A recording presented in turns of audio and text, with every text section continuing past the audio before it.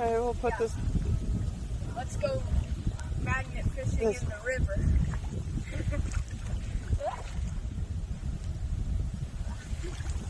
So cool. Yes, honey, we heard. The duck is enjoying it.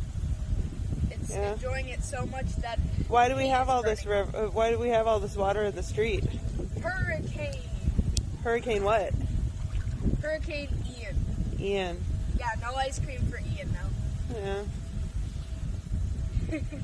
And we're in Kissimmee, Florida. Yes. Central Florida. Day one after Hurricane Ian. Yes. And how tall are you? You're about 5 feet tall, right? At the very least, yes. And this is going up to my mid-calf. Very bottom, yeah, my calf. It was higher before. It was like a lot higher. It was like up to right there. Yeah.